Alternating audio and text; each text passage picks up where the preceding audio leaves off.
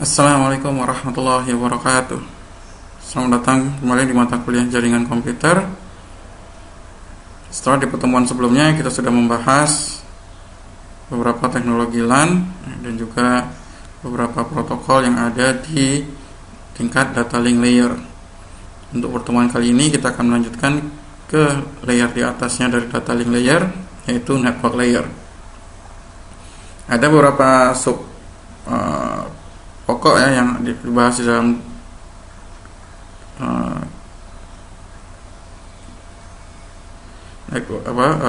bab network layer ini. Untuk kali ini pertama akan kita bahas adalah mengenai IP address. Baik, kita lihat layar network ya di OSI layer. Kita masih ingat network layer ada di layer 3 ya. Kemudian fungsi utamanya ada dua di network layer, yaitu pengamatan ya, addressing dan routing ya. Di addressing ini kita menggunakan IP address. Baik, saya pernah membahas di pertemuan sebelumnya bahwa ketika kita ingin mempelajari komunikasi data di jaringan, ada suatu standar untuk yang diberikan untuk mempelajarinya, itu dengan model 7 layer OSI ya, Replication, Presentation, Session, Transport, Network, Link, Physical. Nah, protokol yang kita pakai setiap hari untuk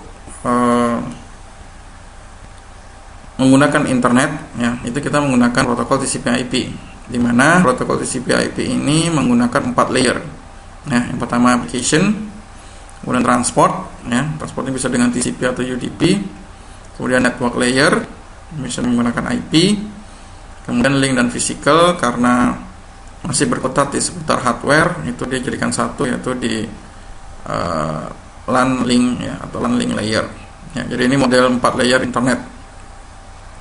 Nah, network layer ya, di model layer internet ya diwakili oleh IP.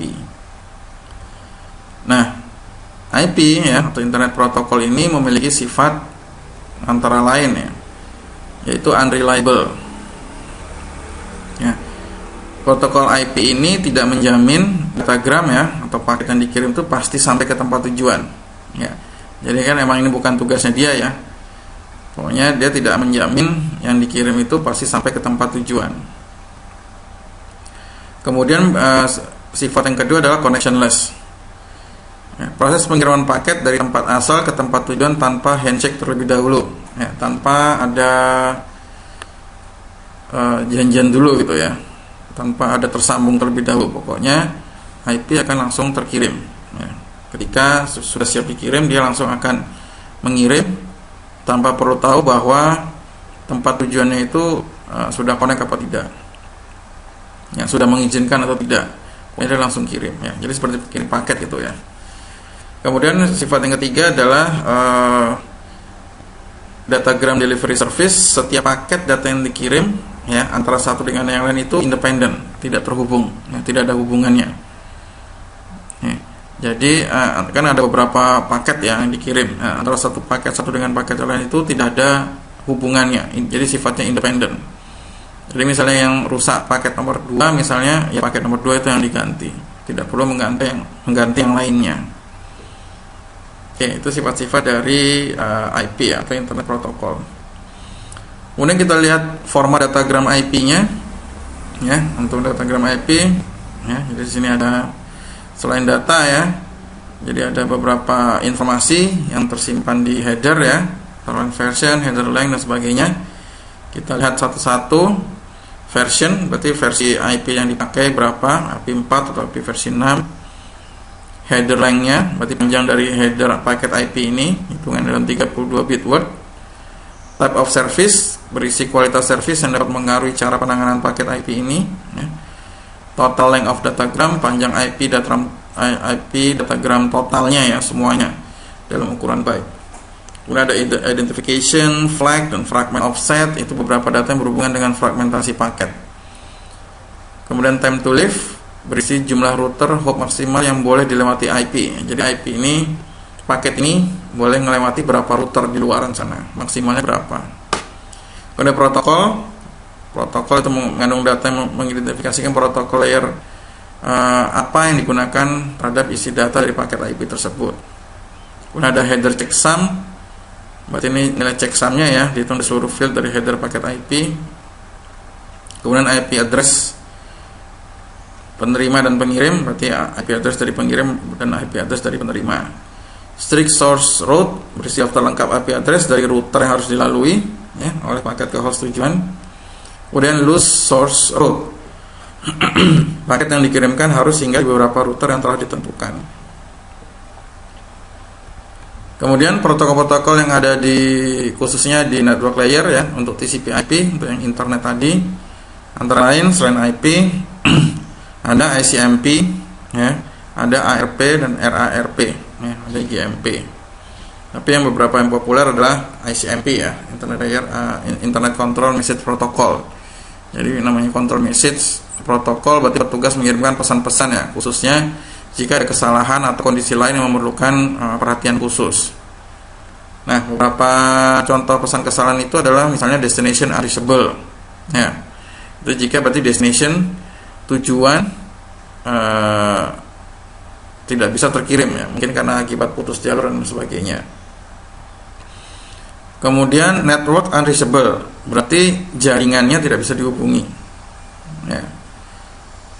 Kemudian host unreachable, nah, jaringannya bisa dihubungi tapi hostnya ya, maksudnya PC-nya atau workstation-nya, servernya dan sebagainya itu tidak bisa dihubungi ya, jadi hostnya, device-nya tidak bisa dihubungi. Kemudian protokol at destination unreachable, berarti protokolnya tidak tersedia.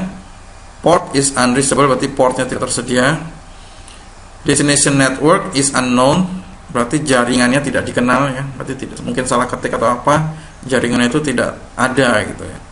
Atau destination host is unknown, jaringannya ada tapi hostnya tidak dikenal ya, berarti hostnya tidak ada. Kemudian parameter problem, terjadi kesalahan parameter dalam octet di mana kesalahan terdeteksi. Kemudian source quench, karena router atau host tujuan membuang datagram karena pembatasan ruang buffer ya, atau karena datagram tidak bisa diproses. Redirect, memberi saran kepada host asal mengenai router yang lebih tepat untuk menerima datagram tersebut ya. Kemudian beberapa ICMP terkait query message ya, yaitu ada echo request dan echo reply message ya, bertujuan memeriksa apakah sistem tujuan itu dalam keadaan aktif. Kemudian timestamp dan timestamp reply, menghasilkan informasi waktu yang diperlukan sistem tujuan untuk memproses suatu paket. Kemudian ada address NAS, ini nanti untuk mengetahui berapa net yang harus digunakan oleh host dalam suatu network. Kemudian protokol lainnya di network layer yaitu ARP, Address Resolution Protocol, digunakan untuk keperluan pemetaan IP address dengan Ethernet address. Ya, seperti kita ketahui dalam jaringan ini nanti akan menggunakan dua address ya, ingat MAC address yang kita sudah bahas di pertemuan sebelumnya, yaitu physical, alamat fisik, dan juga IP address, yaitu alamat logik. Nah, kedua alamat ini perlu dipetakan ya, itu dengan menggunakan protokol ARP. Dengan cara ARP bekerja mengirimkan paket berisi IP address yang ingin diketahui alamat Ethernetnya atau alamat MAC addressnya kemarin ke alamat broadcast Ethernet. Baik, kita masuk aja ke IP address yang kita bahas ya. Kita mulai bahas dari yang paling awal ya, yaitu IP versi 4 ya. Jadi apa itu IP address ya? Kenapa kok kita perlu IP address ya? Jadi IP address itu merupakan pengenal ya, yang digunakan untuk memberi alamat pada tiap-tiap komputer dalam jaringan ya. Untuk format IP address adalah 32 bit ya, yang tiap 8 bit itu dipisahkan oleh tanda titik ya. Jadi setiap 8 bit, ini 8 bit, titik, 8 bit, titik, 8 bit, titik, 8 bit ya. Atau kemudian atau berupa bilangan desimal yang masing-masing dipisahkan oleh titik ya. Jadi kita lihat setiap 8 bit disebut dengan octet ya. Jadi ini tadi 8 bit ya. Jadi ingat dalam hal ini sebelumnya sebelum kita masuk ke format ke IP address, teman-teman mohon di refresh lagi tentang bagaimana cara untuk merubah ya bilangan biner ke desimal atau sebaliknya desimal ke biner ya. Jadi mestinya masih ingat ya teman-teman, bagaimana cara merubah desimal ke biner atau biner ke desimal ya. Jadi nanti dalam IP address ini, pembahasan ini kita akan sering memakai itu. Baik ya, jadi komputer hardware hanya mengenal bit ya, sehingga IP address ini menggunakan 32 bit. Setiap 8 bit dipisahkan oleh titik ya, jadi misalnya 1000001 titik ya, dan seterusnya. Nah, ini adalah bahasa yang dimengerti oleh hardware. Nah, sedangkan kita yang lebih paham mungkin dengan angka-angka yang normal ya, 1, 2, 3 dan seterusnya. Nah, jadi ini kalau kita dari biner kita desimalkan menjadi 132 ya, titik yang ini 92, titik 121 dan titik 1 ya. Jadi ini desimal notasinya seperti ini. Oke, paham ya? Jadi dari biner ke desimal ya, yang kita paham, yang kita sering lihat adalah versi desimal ya. Tapi nanti ya, yang apa yang diolah oleh komputer adalah dengan menggunakan versi biner ya, 1010. Nah, dari IP address ini sebetulnya itu menandakan ada dua hal yang dijelaskan di IP address itu. Pertama, dari angka-angka itu ya, jadi misalnya seperti ini 141.14.2.21, itu ada artinya. Ada dua hal yang ditunjuk di situ. Yang pertama adalah network ID. Ya, network ID. Jadi ID jaringannya.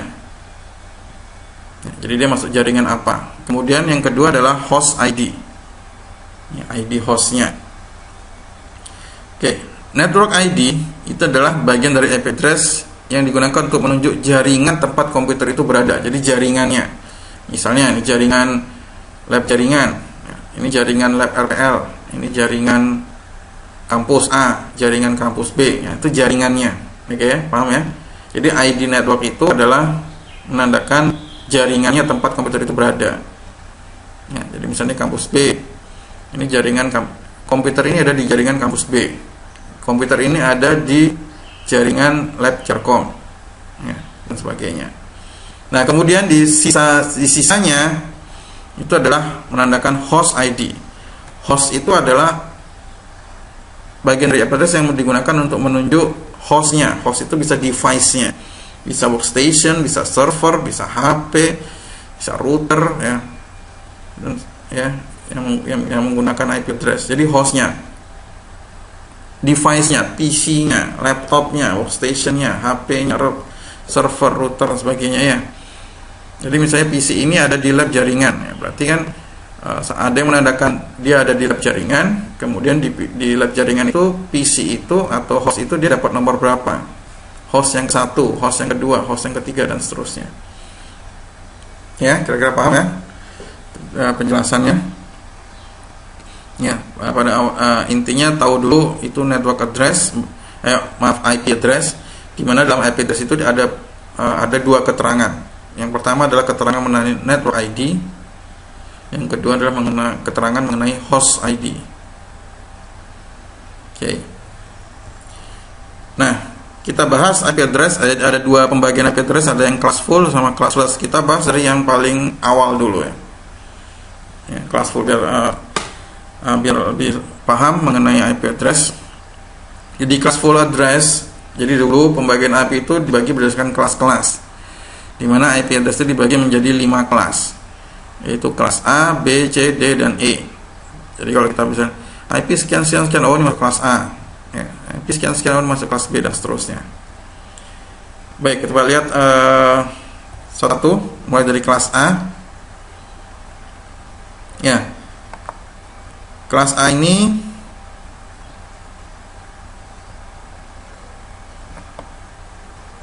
formatnya ya, bit pertamanya dimulai dari 0 ya. Maksudnya apa bit pertama mulai dari 0 ya? Jadi di pertama, jadi tadi ada 32 ya, 8 kali 4 ini ya, jadi dibagi ini ya. sini artinya N itu network, H itu host. Nah, 8 bit pertama itu menunjukkan network, jaringan. Ya, ID jaringannya. Dan itu mulai dari format 0. Jadi di sini 0 depannya ya, sedangkan belakangnya mulai dari 000 sampai, jadi mulai dari 0 ya, 0 ya sampai 8 kali ya. 0000 sampai 000001. Ya, kalau kita ini ya Pak, dari jadi 0000 ini ya sampai 1. Jadi kalau kita 0000 itu adalah sama dengan, kalau kita desimalkan mulai dari 0, ini 0 ya. Kemudian kalau 0111 terakhir ya, 000 sampai 01111111 semua, itu kalau kita desimalkan yaitu menjadi 127. Ya, jadi kalau ini 1 semua ya. 1 ya, itu adalah 127. Kalau 1 semua, jadi teman-teman ingat ya, jadi kalau ini 1 semua itu berarti jumlahnya 255 ya. Nah, sehingga kalau kita hitung IP address yang ada di kelas A itu ya, ada 126. Kenapa ya? Ya, karena di sini 0 dan 127 itu dicadangkan. Oke ya. 0 sama 127 dicadangkan. Jadi 0 itu tidak dipakai ya. Jadi 127 juga tidak dipakai. Nanti kita lihat. Jadi kelas A itu mulai dari 1 ya, titik sekian sampai 126 titik sekian ya, sampai 255 kalau 1 semua ya. Jadi kalau ini dari 00 semua berarti kan 1.0000 sampai 1 titik, kalau ini 1 semua 255 ya, sampai 126 itu kalau kita hitung mulai dari 1.0.0 sampai 126.255 itu kalau kita hitung ada 16.777.214 IP address. Nah, jadi dari kita ya, dari 1 titik ya, 1.000 1.001 dan seterusnya, itu ada 16 juta IP address. Sedangkan ini belakangnya, ini H, ini adalah host. Berarti hostnya ada 888 kali 3 24 bit, itu menandakan host semua ya, ingat ya. Jadi ini bagiannya ada di sini ya. Ini network, ini menunjukkan work ID, ini menunjukkan nomor host. Oke, kita lanjutkan ke kelas B. Mulai format 1000, pembagiannya ada di sini tengah ya. 88 ini berarti 16 bit, ini ada apa namanya, ada menunjukkan network ID 16 bit, sedangkan 16 bit di belakang itu menunjukkan host ID. Oke. Kelas B itu dimulai dari 10, jadi bitnya dari 1000 ya, 0 besarnya sampai 101 semua. Kalau 10 semua itu sama dengan 128 ya. Kalau 101 semua itu 191. Nah, kalau kita hitung ya, dari 128.0 sekian sampai 191.25 titik sekian itu berapa? Ada 16.384 kelas ya. Jadi kalau itu 108.0.00, kemudian 108.0.01, 02, terus sampai paling atas 191.255 itu ada 16.384 kelas. Nah, untuk hostnya ada 16 bit juga, dari 0.0, 0.1 sampai 255.255 ya, kalau semua satu ya. Itu kalau kita cari ada 65.532 IP address di setiap kelas ya. Itu baru yang kelas awal 128.0.0.1, 128.0.0.2. Oke ya, ini kelas B. Jadi kalau depannya 108 sampai 191 itu masuk kelas B. Kemudian kita masuk kelas C. Kelas C itu pembagian mana yang menunjukkan network ID, mana yang menunjukkan host. Di sini. Untuk kelas C itu mulai bitnya 110. Jadi 110 0 sampai 10110 1. Kalau 1100 semua itu ada 192 ya. Kalau 1101 semua itu ada 223. Jadi kalau kita hitung ya, karena pembagiannya di sini ya, berarti mulai dari 192.0.0 ini sampai 223.255.255 itu ada 2.097.152 kelas.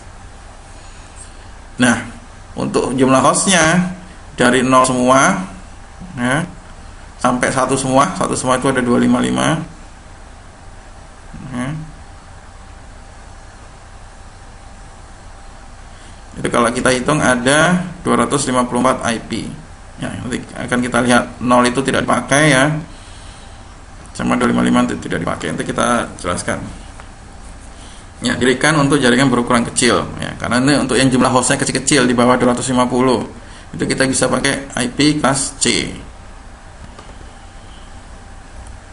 Kemudian kelas D mulai dari format 1110 ya, mulai dari 224 sampai 247 ya. Ini kelas D dan kelas E tidak digunakan untuk kepentingan umum ya, untuk kepentingan tertentu saja. Kelas D digunakan untuk keperluan IP multicast.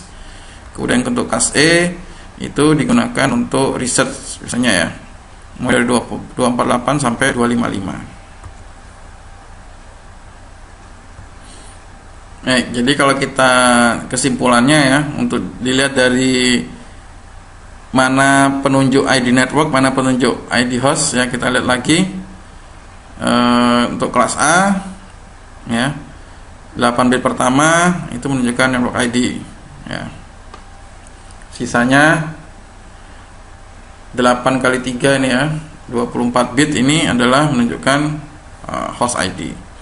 Kemudian untuk kelas B yang menunjukkan mana network ID ya, ini ada 2 ya, 16 bit ya, sisanya 16 bit juga itu menunjukkan host ID. Kemudian untuk kelas C network ID-nya 24 bit ya, 8 bit kali 3 ya, sisanya host ID. Untuk kelas D dan E ya, tidak itu ya, tidak digunakan untuk umum. Kalau dari angkanya tadi masih ingat, kelas A mulai dari 0 sampai 127 ya. Kemudian kelas B mulai dari 0 sampai 127, tapi karena 0 tidak dipakai jadi mulai dari 1 sampai 126. 127 juga tidak dipakai. Kemudian 128 sampai 191 untuk kelas B. Untuk kelas C dari 192 sampai 223, kelas D 224 sampai 239, kelas E 240 sampai 255 ya. Ini lagi sama ya, untuk pengingat lagi 24 sampai 255 ya. Jadi urutannya ini ya, 0 sampai 127.00 untuk kelas A. Kelas A ini berarti network ID-nya tadi 1 byte ya, karena 8 bit. Kemudian host ID-nya 3 byte atau 24 bit ya, 3 kali 8. Kemudian untuk kelas B ada network ID 2 byte, host ID-nya sama 2 byte. Kemudian network ID-nya kelas C 3 byte, host ID-nya juga 1 byte. Nah, jadi kalau kita hitung ya, kelas A dari 1 sampai 126 itu ada 126 ID jaringan yang bisa dipakai, dan masing-masing dari setiap satu ID jaringan bisa menampung 16.700.000 sekian host ya, itu satu net ID.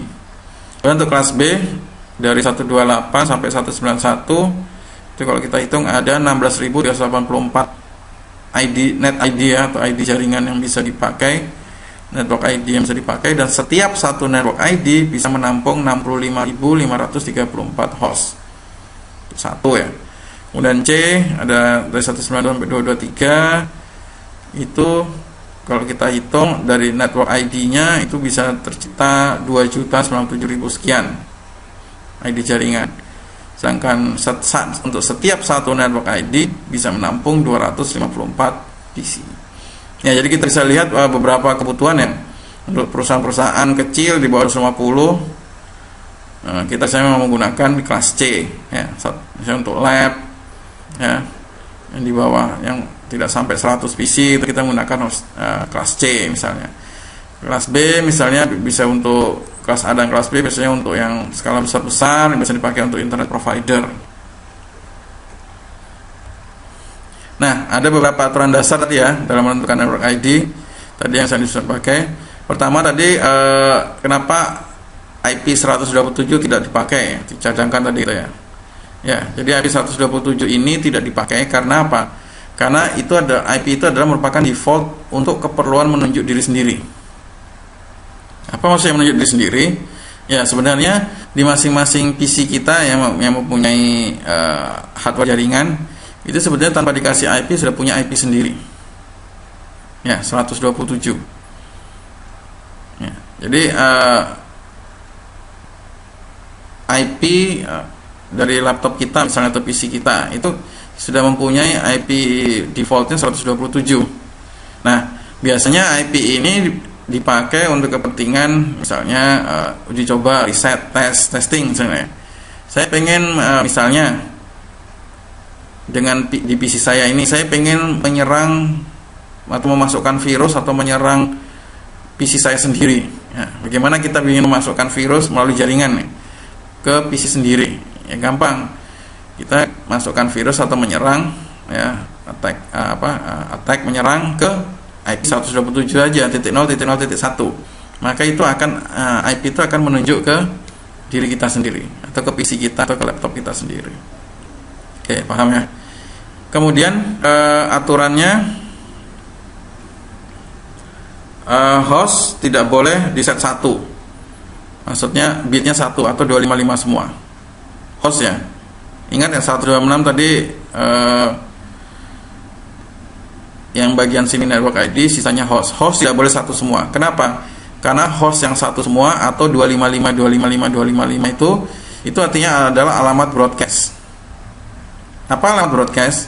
Alamat broadcast itu adalah alamat yang namanya broadcast ya, alamat yang mewakili seluruh anggota jadi jaringan itu. Ya. Mewakili seluruh anggota. Jadi ketika kita pengen misalnya di lab ada 30 PC, saya pengen mengirim pesan message kepada semua 30 PC tadi, maka kita cari alamat IP di jaringan tersebut, alamat yang paling akhir atau alamat yang hostnya 255 dengan host 255 semua, 255. Nah, yang hostnya 255 itu adalah host yang paling terakhir biasanya. Dan itu adalah tidak bisa dipakai untuk identifikasi jaringan. Kenapa? Karena host yang 255 semua ya, atau bitnya 111 semua itu sudah di reserve sebagai alamat broadcast, jadi tidak bisa dipakai.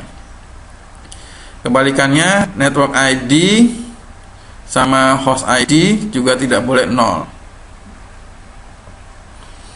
Ya pasti ya. Di sini juga tidak ada alamat 0 gitu ya, atau juga nomor 0 gitu. Nomor berapa nomor IP PC kamu, tidak ada IP mulai dari nomor IP itu black 0 ya, untuk nomor hostnya 0. Ya, jadi host juga tidak bisa dikasih angka 0 atau bitnya 0.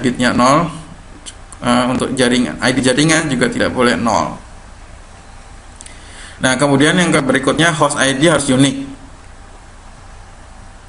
Ya wajar ya, tidak ada nomor PC-nya nanti IP-nya sama ya dalam satu jaringan. Jadi PC lab, di lab jaringan ada PC yang nomor IP-nya sama, nggak mungkin.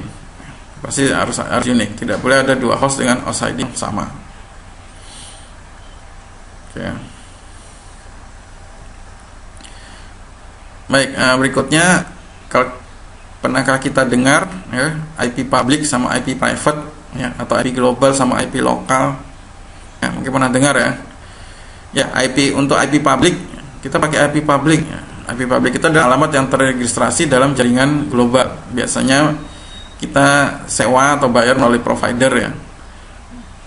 Nah, kita bisa kalau internet melalui provider, pasti kita dikasih IP.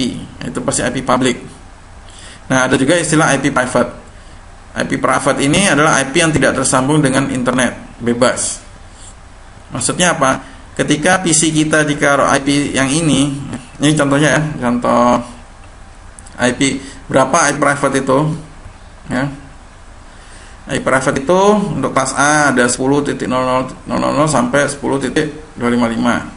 Untuk di kelas B dikasih 17.16.00 sampai 172.31.255.255. Untuk kelas C ya, mungkin kita sering familiar ya, kita sering banget dengar 192.168.0.0 sampai 192.1.255.255. Ya, untuk keperluan loopback 000 sampai biasanya 001 ya.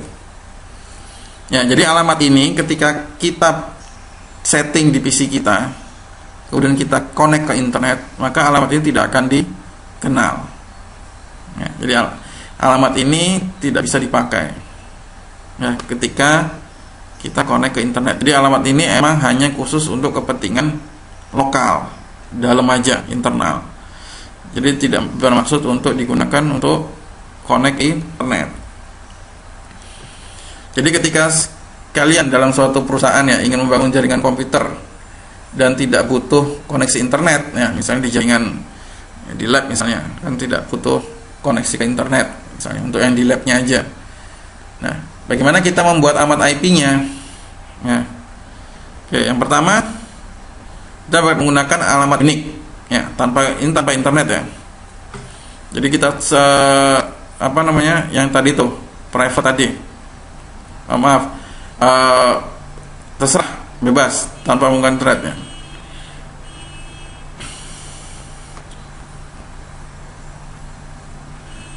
Jadi alamat bebas dari A, B, C itu kalian pakai bebas ya. Tapi ketika nanti suatu saat berniat untuk menghubungkan ke internet ya, ketika kalian settingnya jaring private tidak masalah. Tapi ketika kalian asal tadi itu ya menggunakan ya,